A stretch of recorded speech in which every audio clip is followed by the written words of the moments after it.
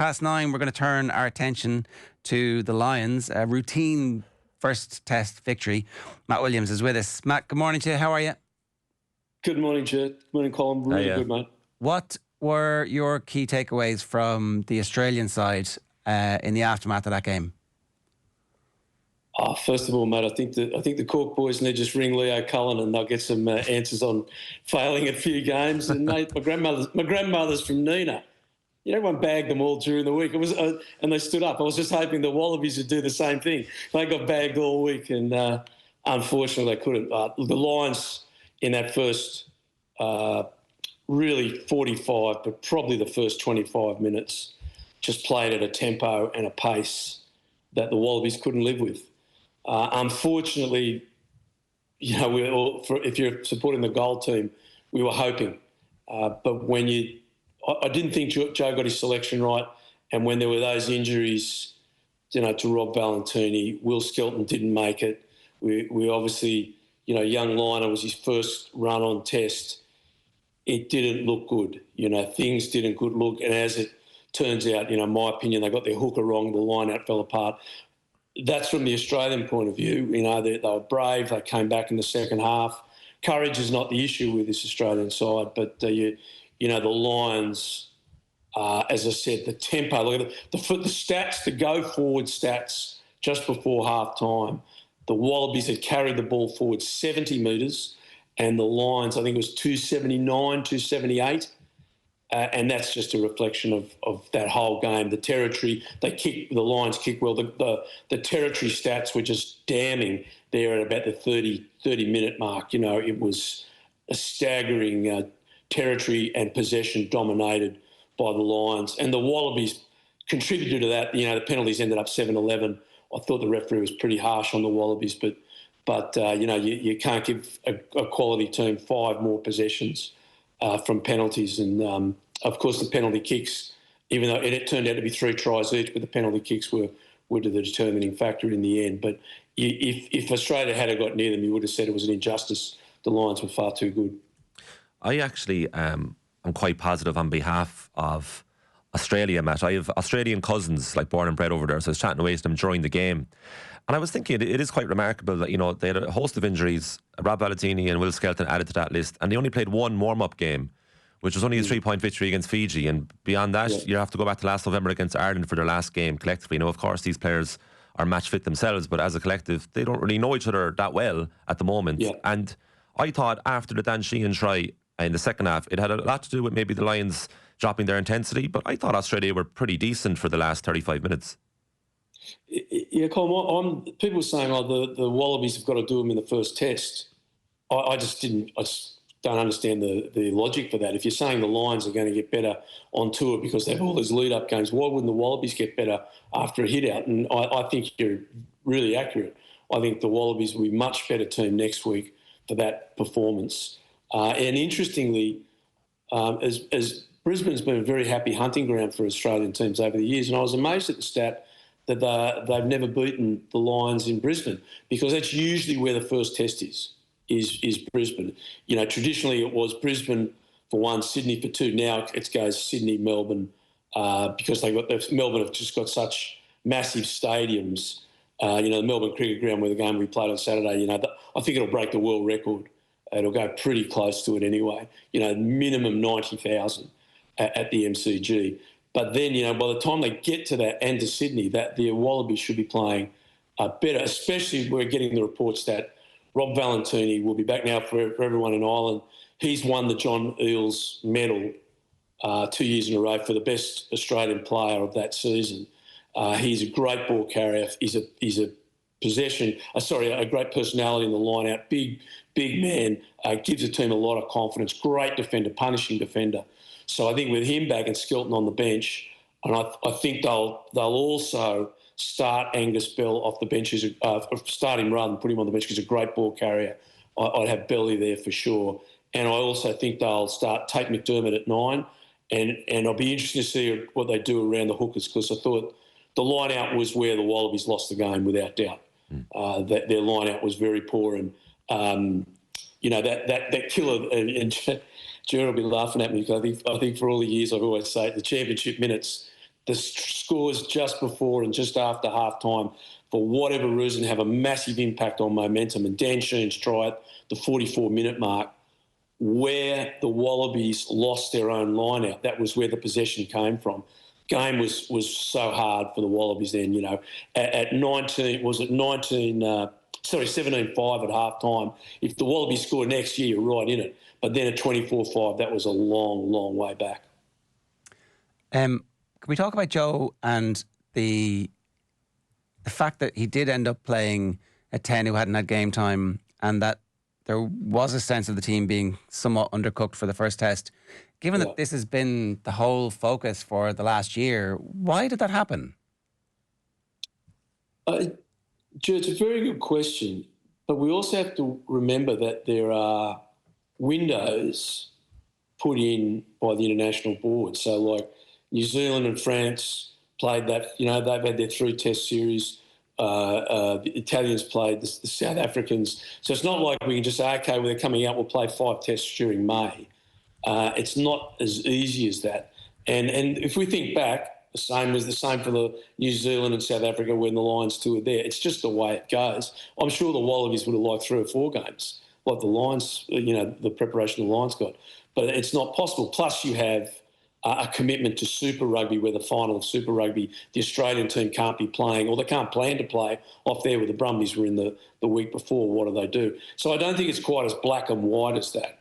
But there's no doubt the Wallabies are undercooked. There's no one's doubting that. There was another one where the Lions didn't want to play an Australia A side.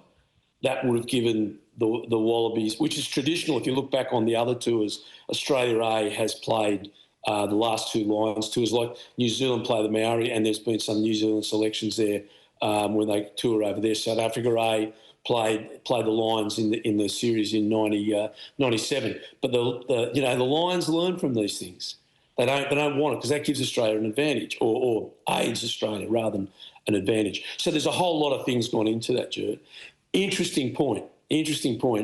And let's do conspiracy theories. Well, it's pretty much no doubt that the Lions had the Wallabies line out code cracked. They knew the calls. There's 3 occasions where they definitely had either read it or had cracked the code. I think people might remember, I've got it written down here, at the 50-second minute mark, the Wallabies did a play around the front of the line out. Tyke Byrne is second last in the line out, walks right along the line out into the 5-metre channel, makes the tackle, holds the player up. It's considered a maul by the referee, turnover Lions ball. Curry, in leading up to the try by Dan Sheehan, steals the ball from the back of the line out, a long overthrow. And there's 3 or 4 occasions, you remember they stole the ball at 2. They had the code cracked. So that let the Wallabies down. I'm not suggesting that's anything bad. That's fantastic by the Lions. Well done. Good tactics. But the Wallabies will have to go away and rethink that, because the only hope they had was to get parity at set play. Now, the scrum was very good. They actually came out of it. The Wallabies came out on top in the scrums because the Lions were so eager to get them. They gave away a lot of silly penalties or free kicks. But the line out was a complete train smash.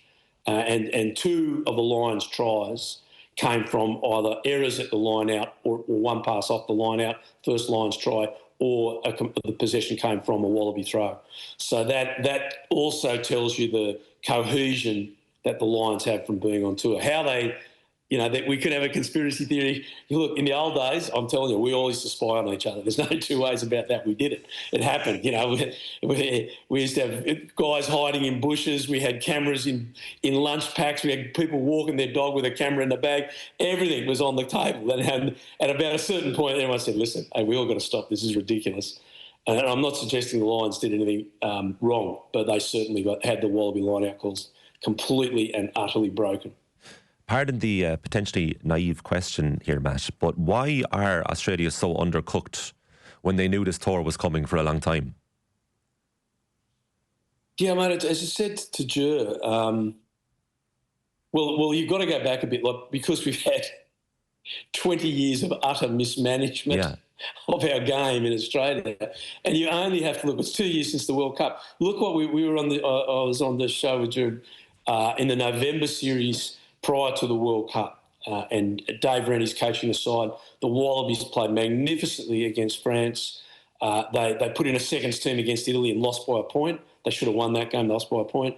And then they come to Dublin and lose just. So they sacked the coach.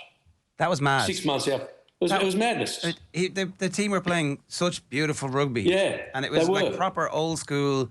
It was like watching the Ellas and Campese's team. You're like, wow, this is amazing. They're back. And they're playing, you're 100% correct. And they put Eddie Jones in. So Eddie Jones sacks everyone in the side, completely changes his staff, doesn't pick Michael Hooper. We go to the World Cup. It's a disaster. They get injuries. It's a train smash. We then sack Eddie and we start again. So we've really lost 2 years of preparation. You consider New Zealand or Ireland, look at how the succession plans of the coaching staff in Ireland is, from Joe Schmidt to Farrell, now it looks like it used to be. And then you also put it down, Colm, we've got a real weakness at 10. They don't know who their good 10 is. And they've desperately been searching for it. And they've said, okay, we're going to go with Noah Lolosio. Noah is an average player. He's a good kid, tries his hard. And I'm not questioning the courage of any of these young men. I'm not questioning their effort or their commitment to the jersey. They are 100% committed. But Noah wouldn't get into any Irish provinces at 10. He then gets injured and put out of the series against Fiji. And so they've got to bring someone else in. That we've got, Linus first run on. You've got, the lack of depth and understanding and preparation for our 10s goes back years. With Pete Samu coming back in to the side. Like Pete Samu should be in this test side. And there's a bit of a I don't know if you've heard it. Pete Samu, who was a fantastic six, played for Bordeaux for 2 years, just re-signed with the Waratahs, has come home. He's supposed to play tomorrow night for the Indigenous and Pacifica combined Indigenous and Pacifica team. And we believe the Lions have objected to his selection, and he has been stood down from the side, which is just such poor form from the Lions. And look, the Lions on tour, they're winning and they're going to come away with the series, in my opinion. They have not covered themselves in glory. They have been really poor tourists on this tour. And it just, this is a Tuesday game, means nothing. They're going to win the game anyway. This team's been put together in 3 days. And to object to a player playing, and it would have been a great, for this guy, what a wonderful life experience. Yeah. And the only reason you can think is they know Samu's a good player and they don't want him there for the third test. That's the only possible explanation you can come up with. And it's just a completely unnecessary lack of sportsmanship or decency on their behalf. Look, I don't know if this is true because I wasn't there, but I spoke to a journo, Irish journo, who said that at the Lions training session in Perth, and I wasn't there, so I'm hearing this secondhand, all the kids were on the sideline of the school, and after training, they didn't go over to the kids and take selfies and give them autographs. They got in the bus and went. Now, who does that? Why would you do that? Why would you not walk over to kids and just spend 10 minutes with them? They haven't had one fan day. They're not on the Australian media. They're not on the TV tonight. I watched this Sydney. I'm in Sydney at the moment talking to you. And there wasn't one Lions face on the TVs. Now, they've got a travel day and they've got a game tomorrow night. There's a lot of guys not playing.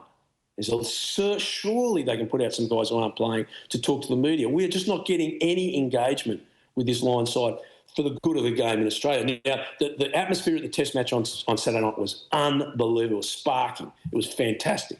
And the tourists were just brilliant. They were really well behaved. People were fantastic. Don't get me wrong with that. But I just think that the Lions as tourists, they could just go a little bit more. The game here is teetering. Surely you can put rugby first just for a little bit each week, just for an hour. It's really sad. I think in hindsight, when at the end of this tour, and the Lions, I think they'll win the tour. I think when there's some honest evaluation of how this team has presented itself to the Australian people, I think there's going to be some deep thinking about the next one and how they do it. They've got to be a lot more thoughtful of the local community, as we all did. As we did. All my experiences when you go away was you were thoughtful and you're an ambassador, and I just find that really hard to comprehend. And you've written strongly on this very topic in last Friday's Irish Times, the day before the first test. Charmless Lions have put on a masterclass in how not to win friends since landing in Australia, and outside of player objection and players not signing autographs or stopping for selfies, is there anything else in that piece that you'd like to talk about now? Because I found it a very intriguing article. Thanks, Colm. Look, I'm sort of at that age where I don't really care what people think anymore. So I just want to tell the truth is that we're seeing it, that all the people are something. I'm still, I love coming home and to Australia, and I go to my club, I see my old friends, all rugby guys. I'm talking to some local journos. I'm talking to some rugby guys, in the higher ups, and everyone's saying it, saying, why is this not happening? I think the other part, obviously I found it just completely objectionable to say that the Waratahs hosed the pitch. Like, we just had 4 days of absolutely incessant rain in Sydney, like record-breaking rain, and that new stadium has had trouble with its drainage. And to accuse your opposition of cheating, and they're a thirds team, and they were a courageous team, and they tried their heart out. All these little things add up. And the Lions are dominating in rugby. They're playing really positive, open rugby, like the way they played in the first half. It was not a stodgy game plan like we saw in Africa 4 years ago. It was a wonderful game plan. That was really attractive footy. You came away and you said, that was a really entertaining game. That side of it they're doing right. It's the off-field stuff that they could do right. And I think so much of it is because, I won't mention his name because it was a private conversation, an ex-Irish line, and I had a long talk the other day about how it seems to be just everything from this line seems to be driven for content on their own social media platforms. And the content's quite, it's not my cup of tea, let me put it that way. But rather than saying, what can we give to the Australian community? We don't have to give them much, just give us a little bit. But rather than do that, we'll give a lot to our content so we can drive it back in the 4 countries at home. And I just think there needs to be a balance, and I think it's way, way out of balance right now. Like, which schools, where have they gone to talk to these kids? What clinics do they run? Have they done anything? I know Lee Halfpenny. I got a young nephew up in Queensland, and Lee Halfpenny was at his school doing some coaching. He's only a little 8-year-old kid, and that's fantastic. Now, Lee's obviously an ex-line. Why couldn't the Lions, the guys who aren't playing, just go somewhere for an hour and bring the cameras? Anyone go, geez, that's fantastic, put him back into the community. Because here the game is so close to dying. But this is where the Lions are so good. The financial injection has been phenomenal. It saved us. But there's so many other things. And it's not, if we're reduced, if our game is reduced to just the scores of a Lions tour, especially a Lions tour, because they're so unique. They're unique to our game. 4 countries coming together. It's touching back to the old days. The Saturday, Wednesday thing is the old days. It's the amateur days where there was an ethos about it. And I think that, and I know Andy Farrell's a great person. I don't think there's anything malicious in this, but I think it's something they've neglected is the ethos of giving. There's other things to a Lions tour besides beating the crap out of the locals. There is another thing, and I think in their evaluation, they'll look back and say they got that wrong. I hope they do, and they get it right for the next ones. On the pitch for the second test, Matt, would you change anything in the starting team for the Lions? Joe McCarthy went off injured to start the second half for Ollie Chessum. Looks like Tom Curry was fantastic as carrying a knock. So fitness dependent, if everyone is available this coming Saturday for the second test, would you leave it as is, or would you make any changes particularly? I think if I look at it, gone through Andy Farrell's, what we know of Andy, did you notice all the kids on the field at full time? The whole family thing, which he's done with the Irish side, and I really admire. And, Jamison Gibson Park was doing an interview for Australian TV, and his young bloke was coming up, jumping all over. It was good. It was great. It was really – so he's trying to get that inclusive feel that he gets so well with Ireland. I actually think he'll then change the team, because this is the difference between Curry and Josh Van der Fleur or Jack Morgan. Like all 3 of them have played magnificent footy. And I think he'll give one of them – I think he'll change Curry. Anyone that's got a knock will get a rest. I think he'll change the centres. If Gary passes his HIA, and I look, for Gary's sake, I hope he finally gets the test cap that he deserves, and I think he'll put Bundy in at 12. And I think he'll keep combinations like he did with the Scottish three-quarter line. I would not be surprised to see Owen come on to the bench. He's starting or playing tomorrow night. Be interesting to see where he goes for Smith on the bench. And I also think there might be some changes in the way he organised his front row. Todd Bourne was magnificent at 6. He hadn't played well at 6 on tour. He was magnificent. Has he got enough juice left in him? And this is what Farrell does really well, and these tours are so good at. They put out the guys who are absolutely frothing at the top to get on. So, if the guys are carrying an injury, they're a bit tired, their energy's down because it was, a lot of running in that game. The metres were huge. I think he will make those changes. But obviously, a winning team, it won't be. Jamison Gibson Park was great. The front row was really good. He might give Genge time back on the bench and put Porter and start Porter. Ty Furlong played really well, ball in hand. You watch that first try, his pass was magnificent, but he hasn't played a high minutes for a long time. Do you swap them round? I think they're questions that we might know, but I do think there will be some changes to that line side, and not for any. Well, I hope Joe McCarthy's fit, but not for any bad reasons. I just think he's going to bring fresh legs in. All right, great stuff, Matt. Thanks a million for joining us as ever. Cheers. Great to see you guys. See you. Nice. Matt Williams giving us really interesting stuff from the Australian side of things. They do need all those players back, and even then, it might not be enough for them to win the test. But they kind of need to win the test to justify this trip. Matt's point about the money that Australia have made off this, like the money, it seems, is way more for Australia than it is for the other tests or the other places. So that's probably why they will remain part of the 12-year cycle. The Lions have named their team for tomorrow's warm-up game too. So there's 3 Irish starting. You have Jamie Osborne playing outside centre. Inside centre is Owen Farrell, who's captaining the side, and Finlay Bealham and Josh van der Fleer also start among the forwards. Half-backs are Ben White and Finn Smith. Van der Merwe, Darcy Graham on the other side from Van der Merwe. Blair Kinghorn, full-back. Schumann George, Bealham front row. James Ryan, I forgot their starts as well, with Scott Cummings. And then Jack Morgan and Henry Pollock see out the team. It's a good team. Yeah, it's very strong. It is a good team. You'd be fairly disappointed if you're starting, wouldn't you? You're like, I think so. It's a bit of a nail in your second test coffin. 4 Irish starters and all. Right, a reminder, Off the Ball Breakfast is with UPMC Orthopaedic Care. When things don't move, rotate or bend like they used to, choose us to help you get back in action. Cash machine.